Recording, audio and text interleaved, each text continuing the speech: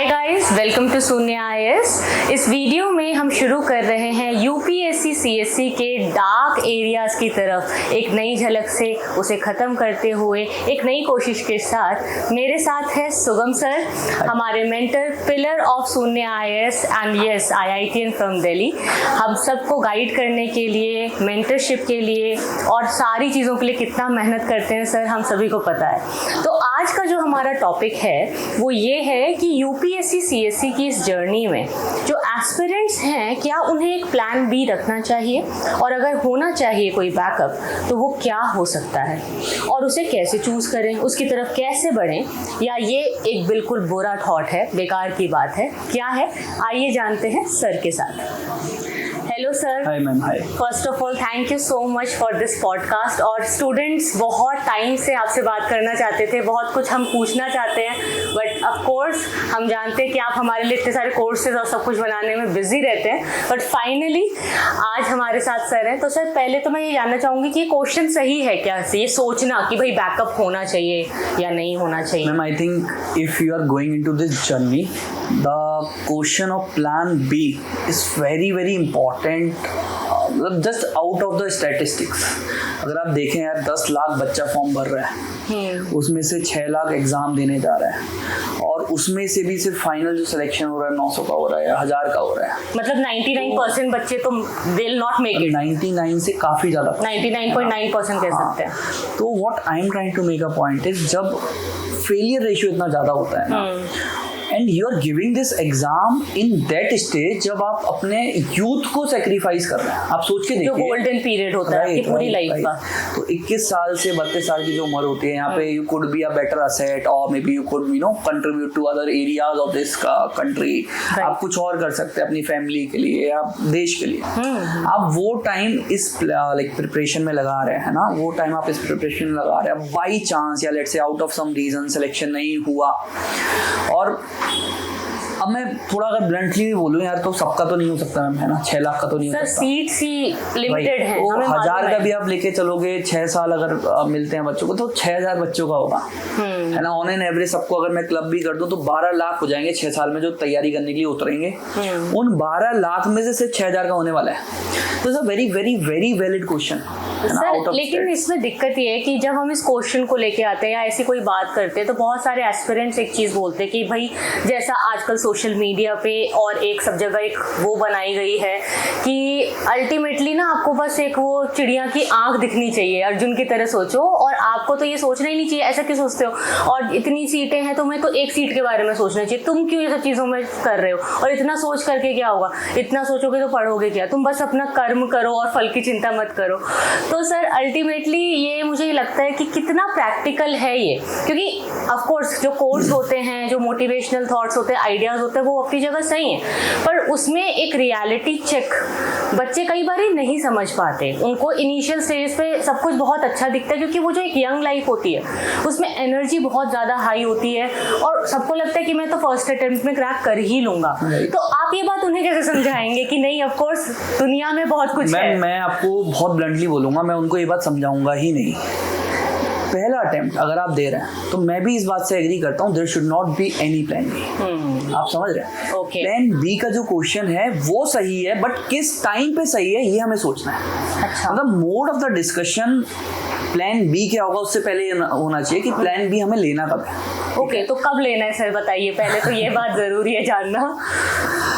देखिए अब थोड़ा सा ये भी कॉम्प्लेक्स है कि हर जने के लिए प्लान बी कब लेना, ये इतना आसान क्वेश्चन होता एज के ऊपर डिपेंड करता है। मतलब अगर आप अपने अर्ली 20s में हो तो इतना परेशान होने की जरूरत नहीं है, बट लेट 20s में हो तो definitely you should think. Right. तो what I am trying to make a point is, ये इतना आसान क्वेश्चन नहीं है। अब मैं कुछ कैटेगरीज में डिफाइन करूंगा लोगों को कि लेट्स से आपने कॉलेज में ही यूपीएससी प्रिपरेशन करने का सोच लिया था, you entered into the preparation, आपने हो सकता है अपनी जॉब में नहीं बैठे, आपने जॉब मिली, आपने सेक्रीफाइस कर दिया। राइट। अब तब अगर आपके पास 2 अटेम्प्ट तक प्लान नहीं है, मतलब it totally depends phase and the age. अगर आपका पहला अटेम्प्ट 25, 26, 27 साल पे, तो अलग फेज में आओ, भले ही वो आपका पहला अटेम्प्ट है ना। अगर आपकी बहुत अच्छी जॉब लग रखी है तो आप वही एक अलग फेज में हो ना।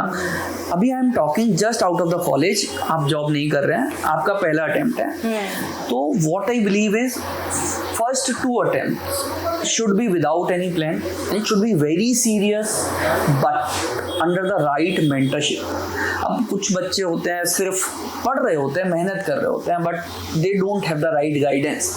अब ये जो 2 अटेम्प्ट की मैं बात कर रहा हूँ ना, they should be the first but should be the serious with the right guidance. मतलब ऐसा नहीं होता ना चाहिए ना कि आपने 2 अटेम्प्ट दिए, आपको कोई गाइड करने वाला ही नहीं था, आप बस भीड़ में आप बस भीड़ में चले जा रहे हो, बिना पढ़े आप बैठ रहे हो. Exactly right.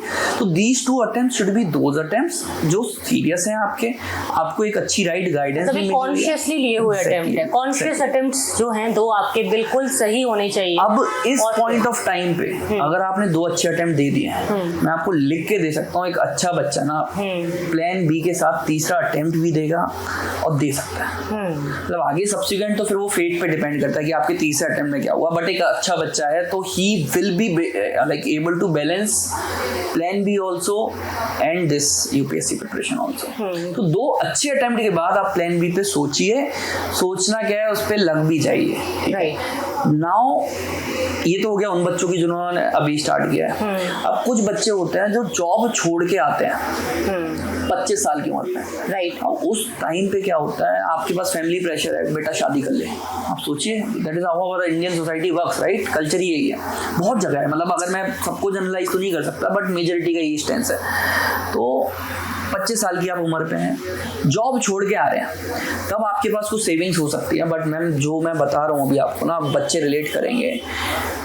ये ह्यूमन नेचर है कि अगर आपके पास सेविंग्स हैं, आपने तब जॉब छोड़ दी कि यार मेरा खर्चा चल जाएगा, बट जब वो सेविंग्स ऐसे कम होती जाती है ना, फिर वो जो डर लगना चालू होता है या जो इनसिक्योरिटी आती है, भाई वो अनमैच्ड होती है. बिल्कुल बिल्कुल. तो आपको वो भी ध्यान में, जब भी आप जॉब छोड़ के यूपीएससी में आ रहे हैं, कि यार ये कम होगी, ये बढ़ती नहीं रहेगी, कांस्टेंट नहीं रहेगी. उस माइंडसेट के साथ आइए. और अगर आपने लाइक सोच के बैठे कि ये सिक्योरिटी मेरी 3 साल तक चलेगी, तो आप मान के चलिए 1.5 साल में से ज्यादा आपको मेंटल पीस नहीं देगी. मेंटल पीस 1 साल या 1.5 साल. और इन्फ्लेशन तो अपनी जगह बढ़ी. हाँ. तो अगर आप जॉब छोड़ के आ रहे हैं तो भाई सीधी सी बात है, 1 अटेम्प्ट के बाद अपना प्लान भी वापस से पकड़ो. 1 अटेम्प्ट सीरियस अच्छा मेंटरशिप के साथ, भीड़ में मत जाओ. अब भीड़ में बहुत सारे बच्चे मेरे साथ में रिलेट कर पाएंगे. मैंने सीट से भीड़ में मत जाओ. लोगों को लगता है एक इंस्टीट्यूट अच्छा है, बीट हमारा इंस्टीट्यूट क्यों ना हो, लोगों को लगता है एक अच्छा इंस्टीट्यूट है, एडमिशन ले लो, फाउंडेशन करूंगा, क्लासेस करूंगा, मेरा यूपीएससी क्लियर हो जाएगा. मैं लिख के देता हूँ, और शायद जो व्यूअर्स हैं या जो बच्चे स्पेशली अपने 3rd 4th अटेम्प्ट में होते हैं, ma'am they will agree with me कि वो बस 10 से 15% है प्रिपरेशन की. तो अगर आपको राइट गाइडेंस नहीं मिल रही, I don't consider that as the serious attempt, है ना. तो आप जॉब छोड़ के आ रहे हैं, आप 1 साल अपना सीरियस अटेम्प्ट दें, बट राइट गाइडेंस के अंदर दें. कि आप ऐसा नहीं है सिर्फ आप फाउंडेशन कर रहे हैं आपका हो जाएगा, वैसे ना बहुत लूप होल्स है. बात कर सकते हैं. अब प्लान बी की जब भी बात होती है तो अल्टीमेटली ये एक चीज स्टूडेंट के माइंड में है कि अगर आप यूपीएससी की प्रिपरेशन कर रहे हैं तो सिविल सर्विसेज तो डैड है, मतलब बाकी एग्जाम की तो हो ही जाएगी और वही हमारा बैकअप है. तो इसलिए भी बच्चे बड़े अश्योर्ड रहते हैं कि भाई यूपीएससी की तैयारी तो कर ही रहे हैं, नहीं होगा तो एसएससी, रेलवे, बैंक, ये वो दुनिया भर की और भी चीजें हैं, छोटा मोटा पीसीएस वगैरह तो निकल ही जाएगा. यूपीएससी का अच्छे से करोगे, बड़ा हो जाओगे तो छोटा मोटा तो हो जाएगा. ये एक बहुत जनरल थॉट है और वही उनका प्लान बी है. 90% स्टूडेंट्स का प्लान भी यही है. बट अल्टीमेटली उन्हें ये नहीं पता कि दुनिया कितनी बड़ी है, कितने और सारे काम हैं और कितनी सारी चीजें और रिक्वायरमेंट्स हैं जो कि उनकी अपनी बैकग्राउंड और स्टडीज के हिसाब से वो देख सकते हैं और बहुत ज्यादा अच्छा और स्टेबल करियर बना सकते हैं. तो सर पहला तो मेरा यहाँ 2 क्वेश्चंस हो गए कि भाई पहली चीज ये थॉट कि अगर आप यूपीएससी की तैयारी करते हो तो बाकी छोटे मोटे इसके नीचे के लेवल के एग्जाम जो हैं वो तो ग्रेड्स के अपने आप ही निकल जाते हैं, उसमें ज़्यादा दिक्कत नहीं होती. क्या ये बात सही है? इसका मैं अगर डायरेक्टली आंसर दूं मैम, 2 चीज़ें होती हैं. एक तो हर एग्जाम की अलग रिक्वायरमेंट होती है. मैं आपको बात करता हूँ यूपीएससी का, बहुत प्यारा सा एग्जांपल देता हूँ. आप जो ग्रेड वाले 1 डे एग्जाम्स की बात कर रहे हैं, यूपीएससी में सीसेट है, उन 1 डे एग्जाम्स में भी सीसेट है. हाँ, मतलब जैसे पीसीएस वगैरह देखो तो बिल्कुल सिमिलर हो जाता है. पीसीएस को यूपीएससी के साथ डाल दो थोड़ा, मैं ये कह रहा हूँ एसएससी, आरबीआई, बैंकिंग, वो वाले ये तो बिल्कुल ही अलग है. दोनों में ये मैथ्स, क्वांट, रीजनिंग ये है पार्ट. राइट. बट मैम जब मैं एसएससी और आरबीआई की बात करता हूँ, उन एग्जाम्स की रिक्वायरमेंट रिक्वायरमेंट है कि आपको बैंक में बैठ के कैलकुलेशन करनी है। तो डेप्थ बहुत चाहिए। नहीं, डेप्थ तो चाहिए बट कैलकुलेशन की और मैथमेटिक्स की, you need fast maths, you need speed maths, tricks. But जब आप एक IAS ऑफिसर बनोगे यूपीएससी का CSET क्वालिफाई करके या यूपीएससी का CSET जो आपसे एक्सपेक्ट करता है कि यार आप ग्राउंड पे बैठ के डिसीजंस कैसे लोगे, मतलब it is rotated with your aptitude, सोचने की क्षमता, डिसीजंस लेने आपको ग्राउंड में ना। अब दोनों का सिलेबस सेम दिख सकता है, आप भी वही बात कर रहे हो कि एसएससी और इस सब का सिलेबस सेम हो गया, बट उसकी रिक्वायरमेंट बहुत अलग है और इसकी रिक्वायरमेंट बहुत अलग है। मतलब बच्चा दे तो सकता है, अवेयर होगा, बट एफर्ट्स लगेंगे बहुत, है ना, और शायद उतने ही लगेंगे जितना एक फ्रेशर को लगते।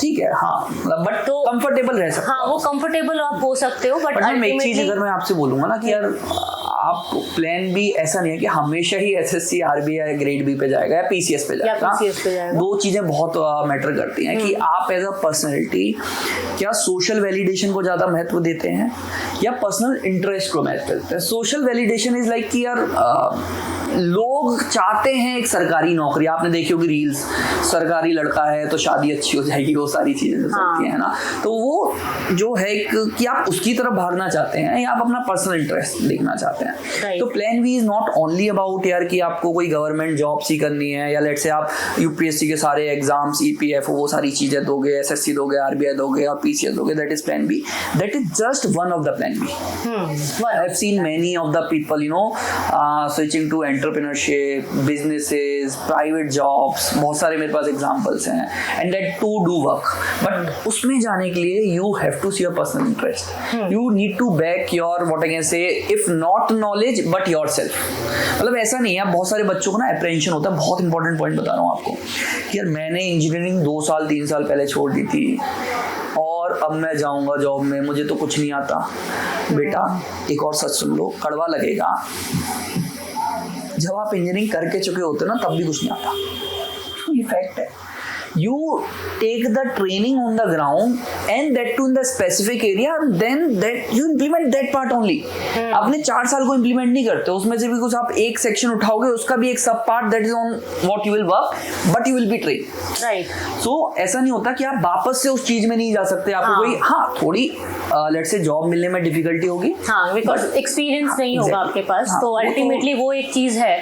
बट वही अपॉर्चुनिटी कॉस्ट उसी को कहते हैं कि आप अपने ड्रीम्स की तरफ जा रहे हो या क्या। सर एक और चीज़ होती है कि जैसा कहा भी जाता है कि एज लिमिट को कम कर रहे हैं और ऐसा सोचते हैं कि भाई ज़्यादा, अभी हम लोग जितना देख रहे हैं कि 32 एक जनरल कैटेगरी के लिए एज है, तो कहा जाता है कि भाई जब आप अपनी अर्ली 20s में होते हो तो आप में होता है बहुत ज़्यादा जोश, दुनिया बदलने की शक्ति, ताकत और बहुत कुछ सोचते हो। उस टाइम जो पढ़ते हो वो एक एनर्जी ही अलग लेवल की है, तो या तो उस टाइम आपने सब कुछ कर दिया तो बहुत अच्छा और स्मूथली हो जाता है। ऐसा नहीं कि 30s में नहीं करते हैं, हो सकता है, बट जितना स्मूथली और जितनी एनर्जी से करते हैं, क्योंकि 30s के बाद इंसान अपने बारे में और अपनी फैमिली को लेकर के चीज़ें ज़्यादा सोचने लग जाता है। मतलब वो जो एक भगत सिंह है वो 20s में जो होगा वो 30s में भी अगर आएगा तो शायद वो उसका दिमाग ऐसा हो जाएगा कि यार सेक्रीफाइस तो है बट मेरे बीवी बच्चों का क्या, या मेरे घर का क्या, या मेरी आगे की क्या। तो सर अल्टीमेटली यहाँ पर उन स्टूडेंट्स के लिए बताइए जो अपनी लेट 20s में हैं या अर्ली 30s में हैं, चाहे वो किसी भी कैटेगरी से हो, क्या उनको प्लान बी की तरफ बहुत स्ट्रांगली सोचना चाहिए, और अगर है तो क्या वो ऑप्शंस हैं जो बेस्ट हैं और स्टेबल करियर उनको देंगे, उनकी फैमिली को भी देंगे? अगेन इसका कोई आंसर इतना स्ट्रेट नहीं है, सिंगल आप सोचिए ना, ये इंडिविजुअल टू इंडिविजुअल की कैपेबिलिटी पे डिपेंड करता है।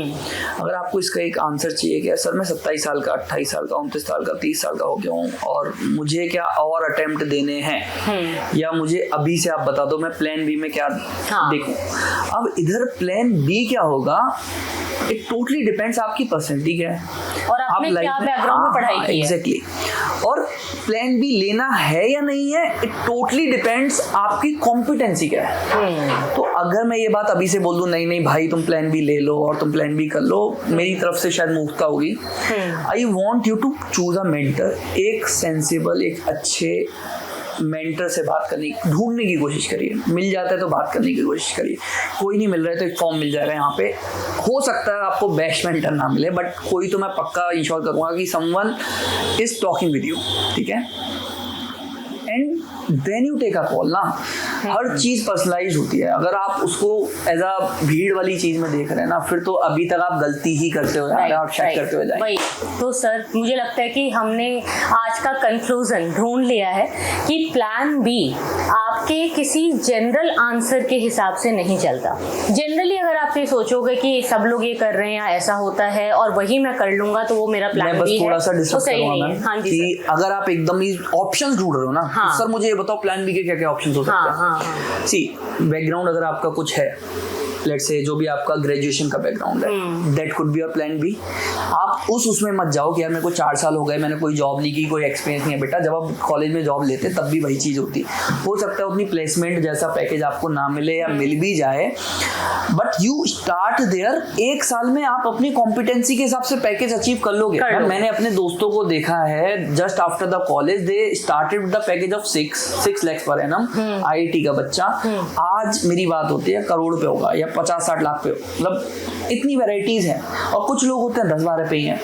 तो अगर आप कॉम्पिटेंट हैं, है ना, मैं ये नहीं कह रहा आपको कुछ याद है, आपको कुछ भी याद ना हो, कोई फर्क नहीं पड़ता जॉब में जाने के बाद कि आपको क्या याद है क्या नहीं है। मैं इतने सारे दोस्तों से बात करता हूँ, they will train you, they will give you a particular small section, उसी को आपको बार बार इम्प्लीमेंट करना है। तो पहली चीज़ ये दिमाग से निकाल दो, मैं भूल गया हूँ, मेरे पास एक्सपीरियंस नहीं है। जाओ किसी एक बेसिक मिनिमम से स्टार्ट करो, अपनी कॉम्पिटेंसी दिखाओ, हो जाता है। और मैं तो आपको एग्जाम्पल दे रहा हूँ यार, मेरे दोस्त हैं, दे स्विच्ड 2 और 3 बार उन्होंने स्विच किया until and unless they were able to see कि यार अब मेरे को जस्टिफाई हो रहा है ना।